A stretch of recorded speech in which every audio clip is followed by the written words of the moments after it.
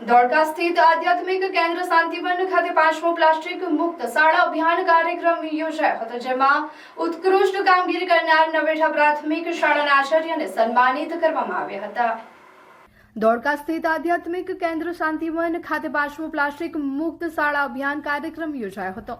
આ અભિયાન અંતર્ગત અગાઉ શાળાની 3200 શાળાના 2 લાખ બાળકો, 6 લાખ વેસ્ટ બોટલ, ત્યારબાદ વધુ 125 શાળાના 30,000 વિદ્યાર્થીઓ દ્વારા 2 લાખ બોટલો એકત્રિત કરવામાં આવતા કુલ 8 લાખ ઇકો બ્રિક્સ બોટલોનો આંકડો પાર થયો છે. આ સિદ્ધિની નોંધ ઇન્ડિયા બુક ઓફ રેકોર્ડમાં કરવામાં આવી છે.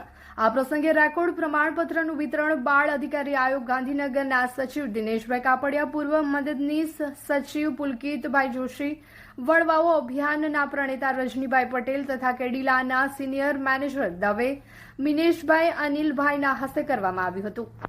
પ્લાસ્ટિક મુક્ત શાળા અભિયાન માત્ર ઇકો બ્રિક્સ પૂરતું સીમિત ના રહેતા વિદ્યાર્થીઓમાં પર્યાવરણ પ્રેમ અને સામાજિક જવાબદારીની ભાવના વિકસાવવા માટે વિવિધ પ્રવૃત્તિઓ પણ કરવામાં આવી રહી છે.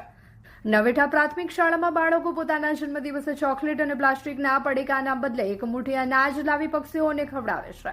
સાથે જ વૃક્ષારોપણ, પક્ષીઓ માટે માળા બનાવીને બાંધવા, સ્વચ્છતા અભિયાન અને પર્યાવરણ સંરક્ષણ જેવી પ્રવૃત્તિઓ પણ હાથ ધરવામાં આવી રહી છે.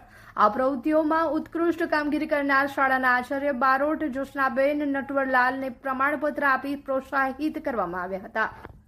ગામમાં પણ રેલી કાઢવી, નારા બોલાવવા વગેરે પ્રવૃત્તિ કરાવીને પ્લાસ્ટિક છોડો, વૃક્ષો વાવો, વૃક્ષ બચાવો, વ્યસન છોડો, જળ બચાવો, ચકલી બચાવો, પક્ષીઓ બચાવો વગેરે પ્રવૃત્તિઓ કરાવીને ગામમાં લોક જાગૃતિ માટેની પ્રવૃત્તિઓ કરી છે. પ્લાસ્ટિક મુક્ત શાળા અભિયાન દ્વારા પ્લાસ્ટિક ઘટાડો, પર્યાવરણ બચાવો અને બાળકોમાં જવાબદારીની ભાવના જગાવવાનો સંદેશ સમગ્ર ગુજરાતમાં પહોંચાડવામાં આવી રહ્યો છે.